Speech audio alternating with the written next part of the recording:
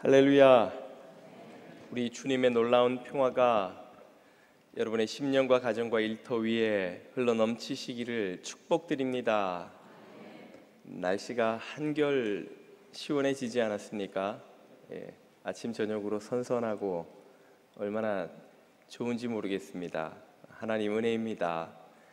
앞뒤 좌우에 있는 분들에게 당신 곁에 앉아서 로또 맞았습니다, 이렇게 한번 축복 인사해 주십시오.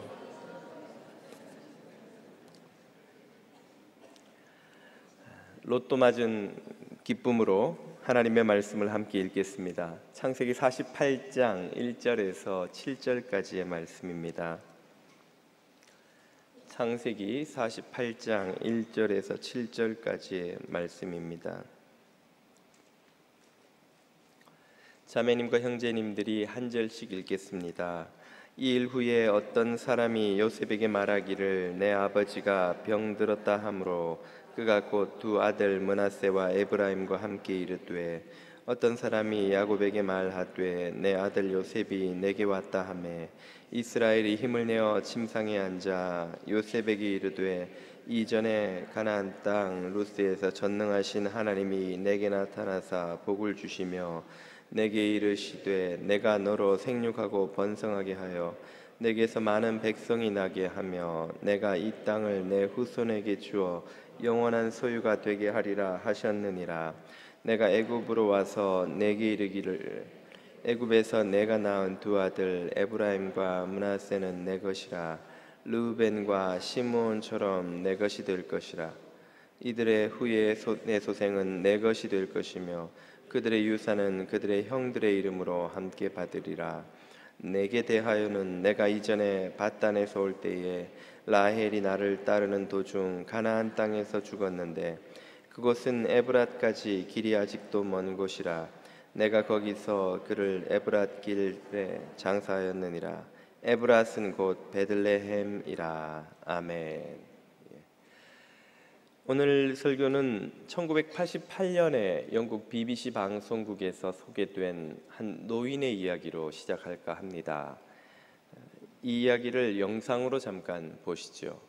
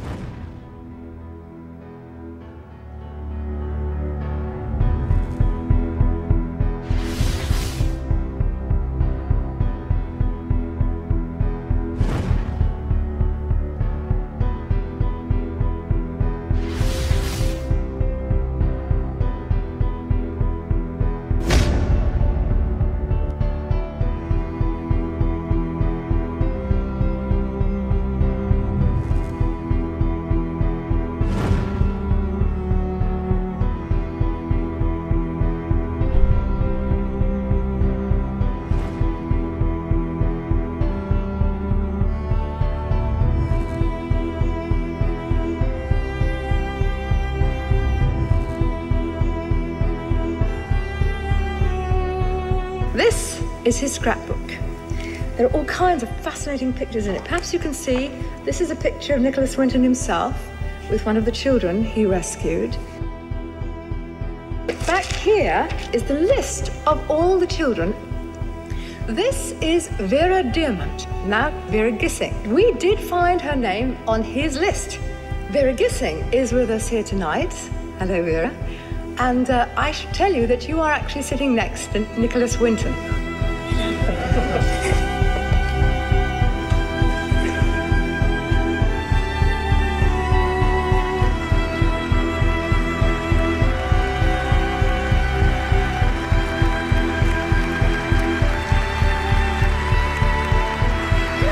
Is there anyone in our audience tonight who owes their life to Nicholas Winton? If so, could you stand up, please?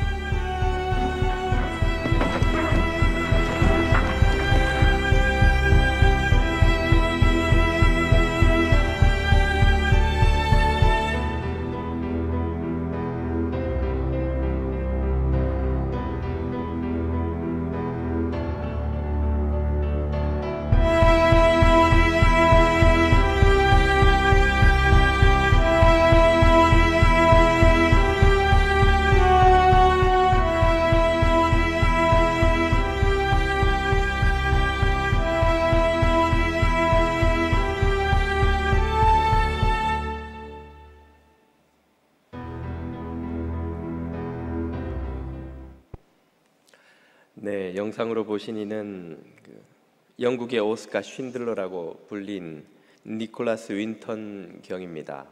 그는 침례교로 개종한 유대계 영국인 은행가 가정에서 태어난 영국 사람인데요.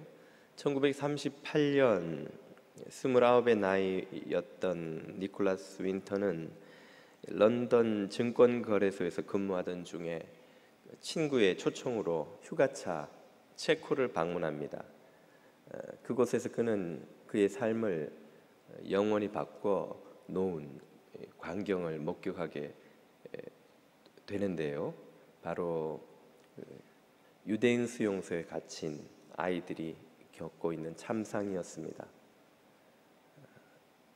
아이들만이라도 구해보고자 그는 중대한 결심을 하고 그의 어머니와 뜻을 같이 하는 동료들과 함께 그 아이들을 영국으로 입양이라는 방식으로 구출하는 작전을 시작합니다.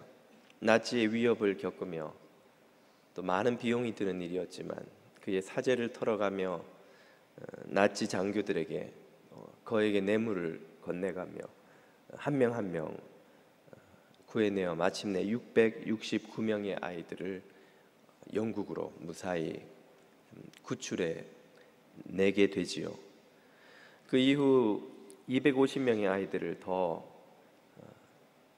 빼내어서 기차로 수송시켜 탈출시키던 중에 2차 세계대전이 발발하며 그 아이들이 모두 실종되는 비극이 벌어집니다.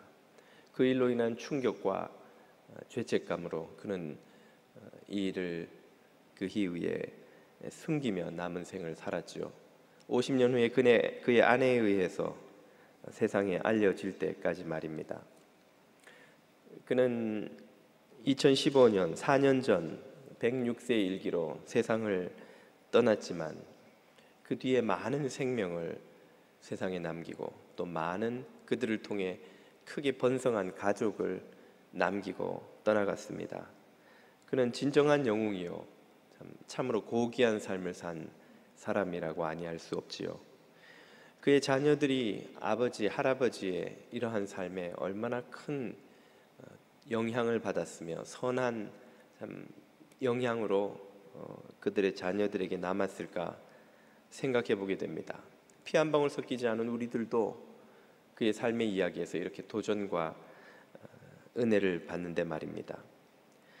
물론 모든 인생이 이렇게 고귀하게 세상에 선한 영향을 끼치는 것만은 아닙니다. 히틀러처럼 극단적인 예이지만 세상에 죽음과 저주, 재앙을 남기는 인생들도 있죠. 안타깝지만 다음 세대에게 고통과 갈등, 저주를 남기는 인생도 없지 않아 있습니다. 적지 않은 부모들이 자녀들을 방임하고 혹은 심지어 학대하고 자녀들에게 탐욕과 이기심에 그릇된 본을 남겨주는 것도 사실입니다.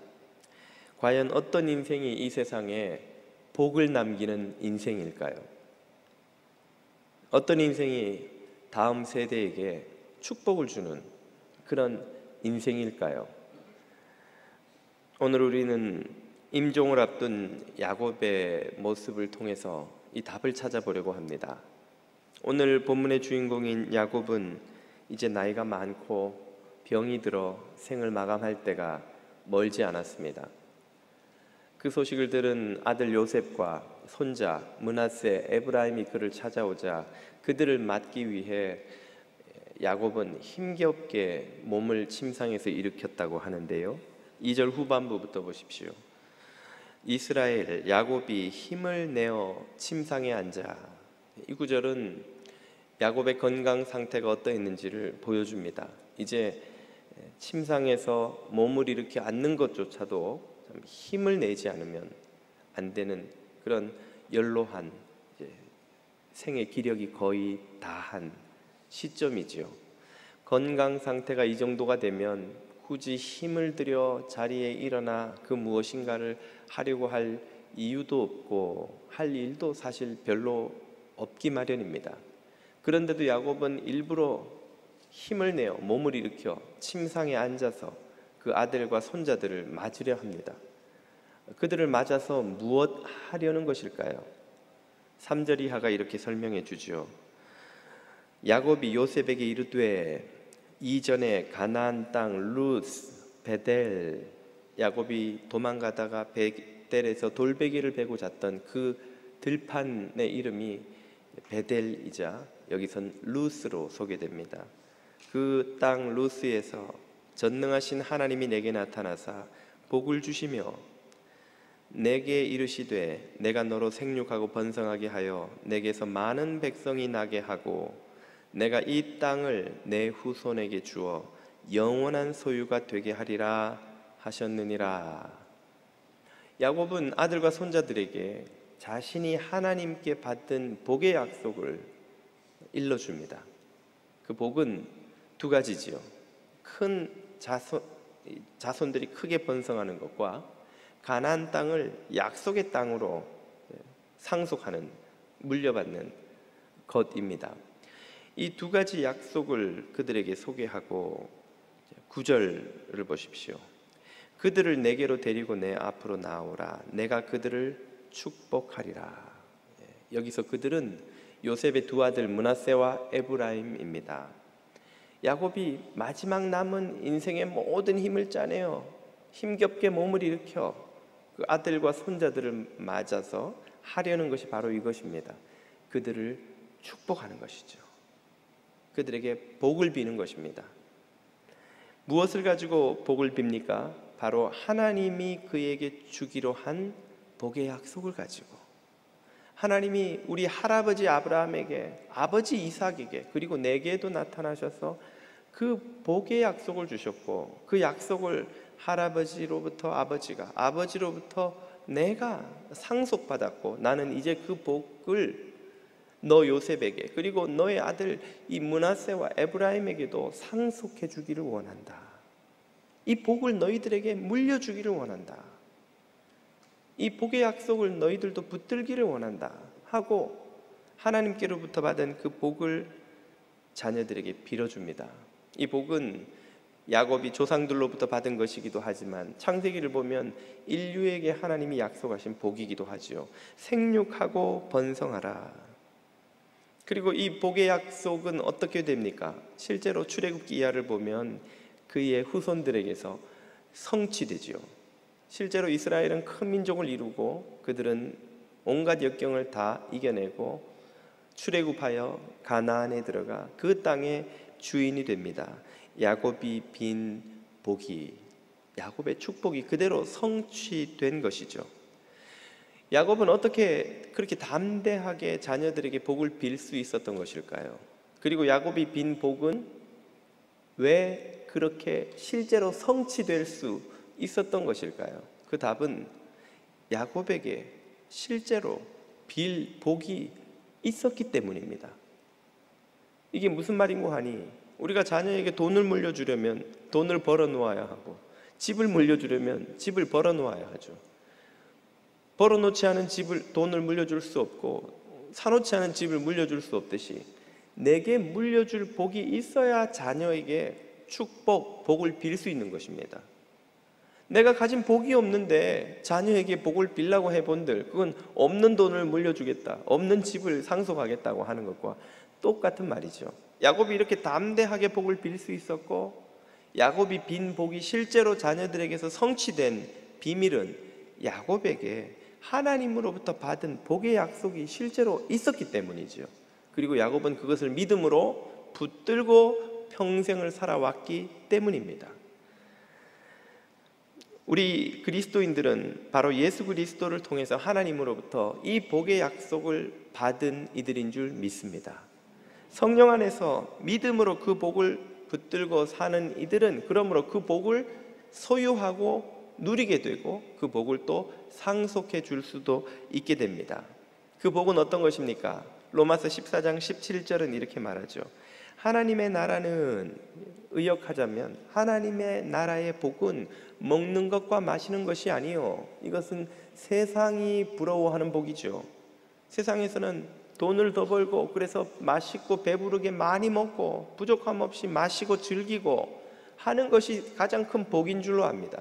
그러나 하나님이 주시는 하나님 나라의 복은 그게 아니라는 말이죠. 하나님 나라의 복은 무엇입니까?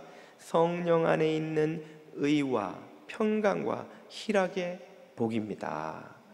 예수 그리스도의 십자가로 말미암아 모든 죄와 그 죄의 대가와 죄의 결과로부터 해방받은, 자유함을 얻은, 그래서 의로움을 누리는 그 의로움의 복됨은 누려보지 못한 사람은 모릅니다. 죄가 주는 죄의 책감과 죄의 무거운 짐과 심판의 두려움과 죄가 남긴 모든 후유증과 흔적의 찌꺼기들이 마음에 가득할 때 그 지옥 같은 삶을 살아가는 이들은 의가 주는 그 놀라운 은혜를 모릅니다. 그리고 그 의에서 바로 강 같은 평강이 나오는 것이죠. 우리가 죄 지은 것이 없으면 폴리스를 만나도 아무 두려울 것이 없듯이, 폴리스를 만나는 것이 제일 두려운 사람은 죄를 지은 사람이죠. 스피딩을 했거나 잘못했을 때는 폴리스 소리가 날 쫓아오는 건가? 두려움이 생기지만 잘못한 것이 없는 사람은 폴리스 소리가 아무런 두려움이 없습니다. 평안하듯이 참된 십자가의 의가 있는 사람 안에는 세상이 주지 못하는 평강이 있습니다. 그리고 그 평강으로부터 희락, 기쁨과 감사가 샘솟듯이 터져 나오는 것이죠. 성령 안에서 믿음으로 약속을 붙들고 사는 사람은 십자가로 말미암는 이런 의와 평강과 희락이 가득합니다. 이것이 진짜 복이지, 세상에서 잘 먹고 잘 사는 복은 참된 복이 아니라는 말이에요. 그런 복들은 모두 찰나처럼 지나가는 것입니다. 베드로 사도는 이렇게 말하죠. 그러므로 모든 육체는 풀과 같고 그 모든 영광은 풀의 꽃과 같으니, 풀은 마르고 꽃은 떨어진다는 거예요. 여러분, 그 이쁜 연예인 탤런트들도, 배우들도, 그 잘생긴 영화 배우 같은 생긴 사람들도 언제 그랬냐는 듯이 그 젊음과 아름다움은 온데간데 없고, 이제는 여러분 사진 찍기가 싫잖아요. 사진 찍으면 막 기분 나쁜 거예요. 막 내 얼굴을 내가 보기가 싫은 거예요. 사진에 나오는 내 얼굴을 막 사진 찍는다 그러면 난 사진 안 찍는다고. 육체의 영광은 금방 가는 거예요. 여러분 앞에 있는 저를 보면 아시지 않습니까?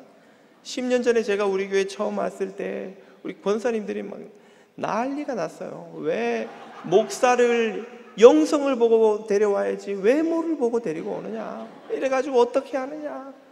그랬던 그 목사가 10년 만에 이렇게 사갔습니다. 여러분, 10년이면 강산도 변한다는데 머리끝에서 발끝까지 삭제하는 데가 없어요. 안 아픈 데가 없어요. 맨날 약으로 막 여기 문제, 여기 끝나면 여기 끝나면 여기. 육체의 영광 풀같이 마르는 거예요. 여름에 잔디밭이 누렇게 며칠만 비 안 오면 누렇게 떠서 넘어가는 것처럼 육체의 영광, 그 육체에서 누리는 성공, 돈, 명예, 지위 다 풀의 영광처럼 사그라들어 버려요. 왜 그렇게 잘생긴 연예인들이, 그렇게 돈 많은 부자들이, 왜 그렇게 세상에 성공한 사람들이 잠을 못 자서 우울증 약을 먹고 괴로워하고, 어떤 이는 극단적인 선택을 하고, 뭐가 부러워서, 아니 저렇게 잘생긴 돈 많고 재벌 자녀들이 뭐가 부족해서 저렇게 불행한 삶을 살까? 그 세상의 영광이 주는 복은 진짜 복이 아니기 때문에 그런 거예요. 진짜 복은 무엇입니까? 성령 안에 살아가는 사람들이 누리는 의와 평강과 희락인 줄 믿으시기 바랍니다. 이 성령의 복이 없는 사람이 돈을 벌고 성공하고 부자가 되고 높은 지위를 얻고 다 재앙이 돼요. 재앙. 진짜 이 복이 있어야 그런 세상의 복도 열매가 되는 것이지, 유익이 되는 것이지, 성령 안에 있는 복을 누리지 못하는 이들은 진짜 복을 모르는 것입니다. 이런 복을 누리는 사람들이 빛의 자녀들이죠. 빛의 자녀들이 진짜 부자들이고, 그들은 상속해 줄 복이 있는 사람들입니다.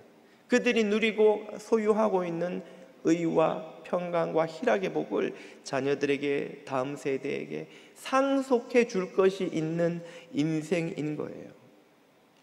지난주에 한 젊은 교우 가정과 식사를 하게 되었습니다. 옆에 그 집에 어린 딸아이, 아들아이 하나씩 같이 밥을 먹는데 딸아이가 어찌나 예쁘고 밝고 사랑스러운지, 마치 그 지붕에 구멍이 그 식당 지붕에 구멍이 나더니 거기서부터 빛이 쫙 비추어서 그 아이 얼굴을 비추는 것 같은 느낌이 드는 거예요. 막 얼굴이 무슨 아역 탤런트처럼 이쁘고 그렇다는 말이 아니라 얼굴에 평안함이 있어요.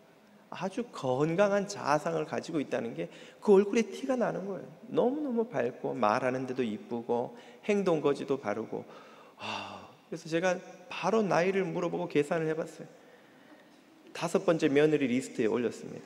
12명을 채우면 평한테 보여주고 이제 고르게 할 건데, 진짜 며느리가 삼고 싶은 거예요. 쟤는 어떻게 저렇게 밝고 평안하고 아이가 건강하고 이쁜가. 밥을 먹으면서 대화를 해보니까 엄마 아빠에게서 물려받은 거예요. 엄마 아빠 얼굴이 평안해요. 밝아요. 엄마 아빠 얼굴에 은혜가 있어요. 하늘에서 뚝 떨어진 게 아니구나. 엄마 아빠의 복을 이 딸아이가 상속하고 있구나.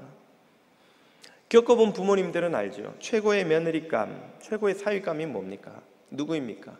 물론 이쁘고 집안 좋은 며느리, 능력 있고 부자 사위 얻으면 당연히 좋죠. 좋지만 그것만으로는 진짜 복이라고 할 수가 없습니다. 믿음과 성품의 복이 전제되지 않으면 그들이 가진 다른 조건들은 복이 아니라 어떤 때는 재앙이 될 때도 있어요. 예쁜데 자기밖에 모르고 이기적인 며느리, 부자인데 방탕하고 교만한 사위, 부모의 근심이 됩니다. 짐이 됩니다. 고통이 됩니다. 오히려 그가 부자인 게 더 고통거리가 되는 거예요. 그가 이쁘고 화려한 게 더 고통거리가 되는 거예요. 진짜 복은 성령 안에서 살아가는 믿음의 자녀들이 누리는 의와 평강과 희락의 복인 줄 여러분 믿으시기 바랍니다. 이런 복을 부모가 자녀들에게 상속해 줄 수 있다면 그보다 값진 유산이 없는 거예요.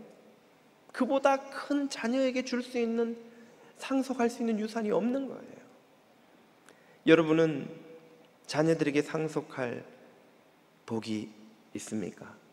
의와 평강과 희락을 담대히 빌어줄 수 있으신지요?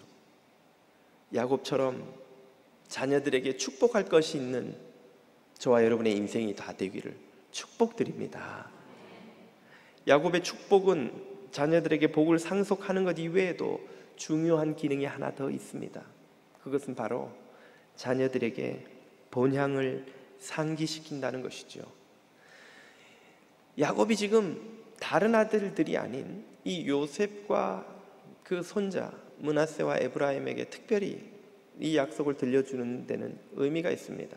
다른 아들들은 몰라도 요셉의 경우라면 애굽을 떠날 이유가 굳이 있지는 않다고 봐야 됩니다.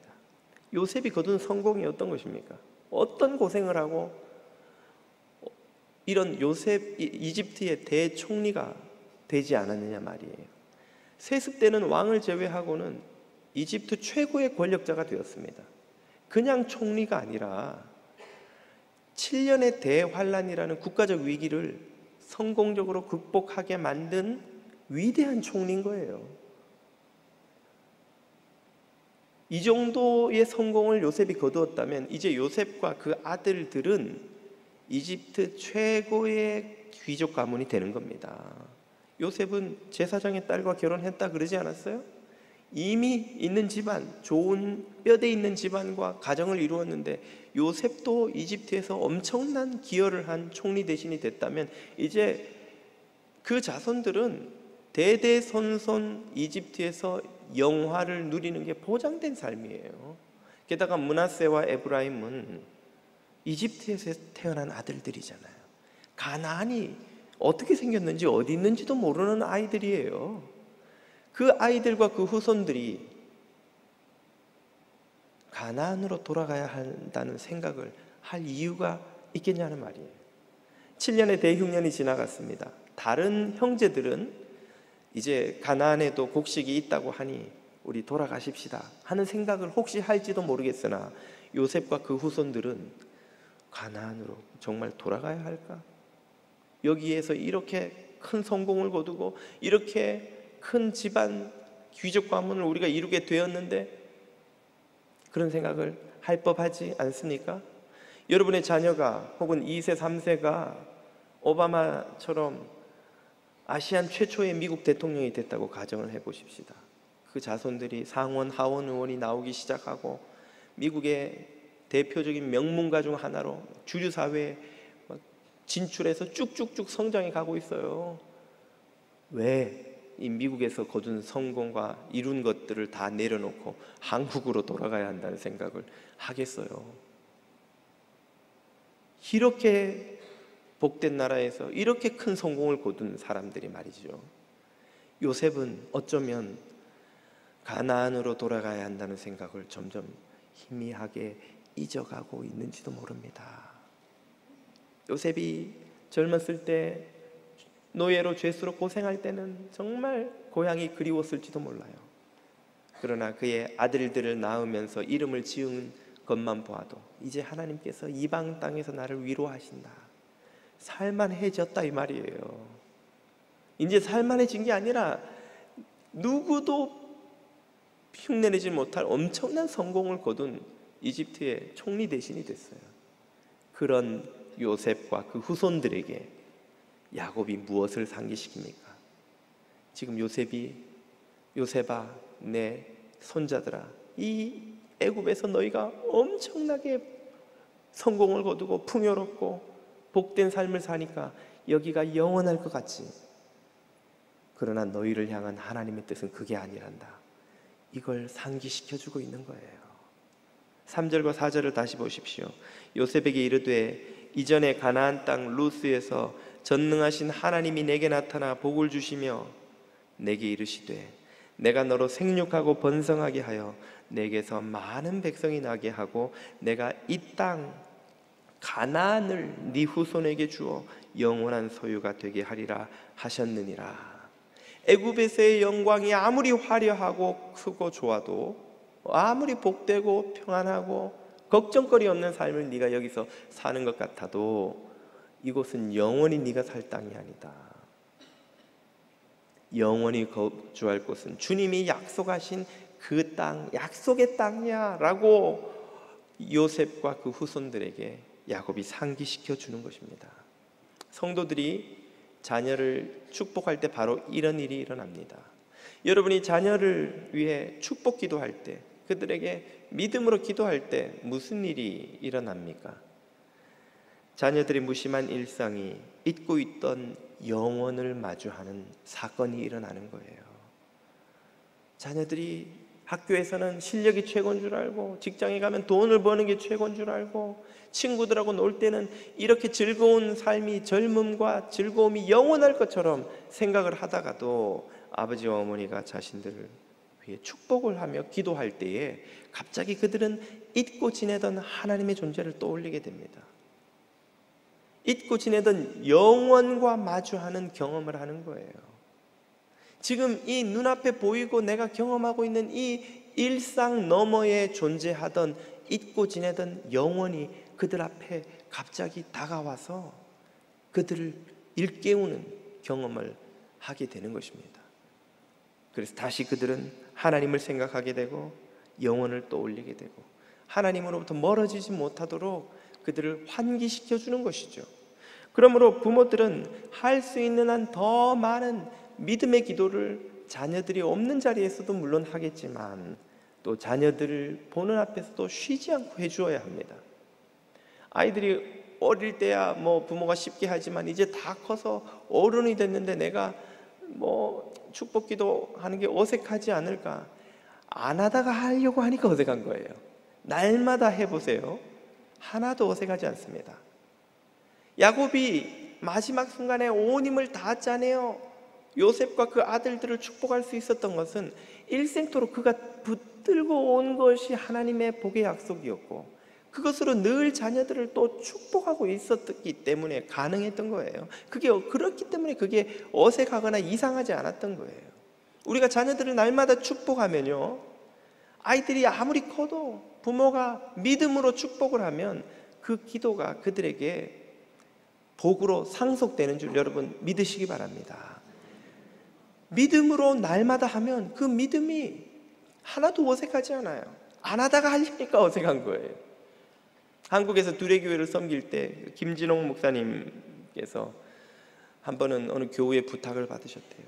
자녀가 문제를 일으켜서 소년원을 들락날락하고 심지어 자살 시도까지 하고 너무 교우가 막 마음이 아파서 목사님께 부탁을 해와서 목사님이 아이를 만났다는 거예요. 그래, 너는 왜 그렇게 부모님을 참 슬프게 만드냐, 왜 그러냐 이 녀석아. 그리고 목사님이 이제 타이르니까 그 아이가 막 울면서 그러더래요.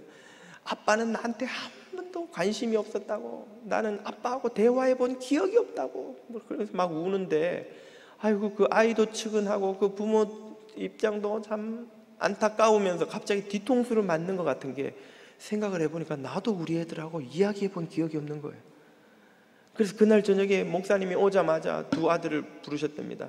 중학생인 아들 둘을, 이 녀석들아 와봐라, 아빠 방으로 좀 와봐라. 그러니까, 아버지 왜요? 왜 숙제해야 되는데? 와봐라, 와봐. 그리고는 아이 둘을 앞에 앉혀놓고는, 자, 대화를 좀 하자. 그러니까 아이들이 뭔 대화요? 대화 모르냐? 대화. 아빠하고 아들하고 하는 대화. 자, 대화하자고, 대화. 자, 말 좀 해봐. 그러니까 아이들이 멀뚱멀뚱, 무슨 말요? 아빠가 말씀해 보세요. 그래서 내가 한 5분간 그러다가 가 숙제해라. 그리고 대화가 끝났답니다. 생전 안 해보던 대화를 애들하고 하려니까 할 말이 없는 거예요, 여러분. 예, 여러분 친구도 오랜만에 만난 친구는 할 말이 많을 것 같아도 별로 할 말 없어요. 맨날 수다, 어제 만나서 1시간, 2시간, 3시간씩 떠들다가 자세한 건 내일 만나서 다시 이야기하자. 그리고 헤어진 친구가 또 만나면 또 할 말이 생기는 거예요. 대화도 맨날 하던 아이들하고 대화가 되듯이, 부모들이 아이들하고 대화를 많이 해야 돼요. 예. 평소에 대화를 많이 해야 돼요. 갑자기 문제가 터져서 많이 하려고 그러면 안 돼요. 부부간에도 마찬가지입니다. 대화를 정말 시덥지 않은 이야기 같아도 매일 많은 이야기를 해야 돼요. 아무것도 아닌 이야기도 해야 돼요. 그리고 자녀를 어릴 때부터 부모들이 매일매일 껴안고 축복 기도를 해주셔야 돼요. 그 아이들이 그 축복 기도를 다 듣습니다. 귀에 듣고 마음에 새기고 무의식 속에 새겨지고, 그 아이들이 하나님을 떠나려는 유혹 앞에 직면할 때마다 아버지 어머니의 그 축복 기도가 그 영혼에서 울려 퍼져서 그 발걸음이 세상을 향해 나가지 못하도록 붙잡아 주는 거예요. 그 축복 기도가 아이들을 지켜주는 거예요. 하나님을 떠올리게 해주는 거예요. 어릴 때부터 매일 기도하죠. 장성에도 아버지 어머니의 축복 기도가 하나도 어색하지 않습니다. 오히려 기도를 기다리게 돼요. 아버지의 축복, 어머니의 간구, 부모가 자녀들에게 줄 수 있는 그보다 큰 선물이 없습니다. 돈이 들어요, 시간이 들어요, 뭐 어려운 문제가 있어요. 의유와 평강과 희락의 복을 안고 사는 빛의 자녀들은 자녀들에게 줄 수 있는 어마어마한 복을 안고 사는 사람들이에요. 그 복을 자녀들에게 주지 않을 이유가 없죠. 축복 기도는 이렇게 자녀들에게 하나님의 나라를 상기시켜 줍니다. 더 나아가서 부모들의 삶 자체가 자녀들에게 하나님의 존재를 상기시켜 줄 수 있다면 그보다 더 큰 유산이 없는 줄 여러분 믿으시기를 바랍니다. 앞서 우리가 니콜라스 윈턴 경이라는 영국인의 짧은 삶의 이야기를 들으면서도 이렇게 마음에 도전이 되고 은혜가 되는데, 나의 아버지 어머니가 자녀들에게 믿음의 삶, 사랑의 삶, 섬김의 삶, 희생의 삶, 도대체 눈에 보이지 않는 하나님을 어떻게 믿고 저런 선택을 하고 저렇게 섬기고 저렇게 살아가는지를 부모들이 보여줄 수 있다면 그보다 더 큰 메시지는 없는 거예요. 그보다 더 큰 축복의 유산은 없는 겁니다. 앞서 제가 소개했던 제 며느리의 그 아버지 어머니 이야기를 다시 좀 해보자면 벌써 며느리예요. 걔는 예, 아직 제가 5명 골라놨는데 누가 될지는 몰라요.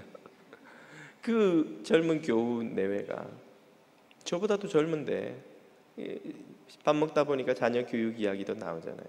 하면 그런 이야기를 하는 거예요. 어떻게 아이를 키우는가. 목사님, 저는 제 인생의 1순위가 예배입니다. 그게 무슨 말이에요? 저도 그렇고 우리 아이들도 그렇고 예배보다 우선해서 뭘 하는 것을 원치 않습니다. 아무리 바쁜 일이 있어도 또 아이들 키우다 보면 미국에서 뭐 썬데이에도 데리고 가야 될 때가 얼마나 많고 뭐 하는 일이 얼마나 많아요. 그래도 그 어떤 일도 예배를 포기하고 가는 일은 없습니다. 항상 예배 먼저 저는 드리고 예배하는 게 제게는 큰 기쁨이요. 우리 가족이 다 함께 예배하는 것처럼 저는 행복한 일이 없습니다. 그 아버지 어머니의 그 믿음의 고백이 왜 아이들이 저렇게 밝고 맑고 평화롭게 건강하게 자라는지 그 이유가 너무 이해가 잘 되는 거예요. 그래서 바로 그 동생이 남자아이 나이도 계산해 봤어요. 겹사돈을 맺을 수도 있겠다 싶어가지고 우리 사랑이 하고 이렇게 해보니까 겹사돈을 어떻게 맺나냐 막 고민이 갑자기 시작돼서 지금 좀 찾아봐야 되겠어요. 구글에다가. 부모의 모든 것이 자녀들에게 상속됩니다. 만약 우리가 자녀들에게 우리의 삶으로 메시지를 줄 수 있다면 그보다 더 큰 유산이 없는 거예요. 삶이 곧 메시지입니다. 세상 그 어떤 메시지보다 크게 울려 퍼지는 메시지가 부모들의 삶이에요. 우리가 믿음으로 살아갈 때 믿음의 메시지가 자녀들에게 전달됩니다. 우리가 성령으로 살아갈 때 축복의 메시지가 자녀들에게 전달돼요. 우리가 사랑으로 섬기며 살아갈 때 자녀들도 사랑의 사람, 은혜의 사람, 평화의 사람으로 자라나게 되는 것입니다. 만약 우리가 불신앙으로 행할 때 하나님과 상관없는 삶으로 우리의 일상을 채울 때 안타깝게도 그 대신에 불신앙의 메시지, 고통의 메시지, 심지어 재앙의 메시지가 자녀들에게 전달되는 것이죠. 오늘 저와 여러분의 삶은 어떤 메시지를 자녀들에게 주고 있는지요? 야곱처럼 복을 상속하는 인생, 윈턴경처럼 영원을 상기시키는 인생이 다 될 수 있기를 주님의 이름으로 축복드립니다. 기도드리겠습니다.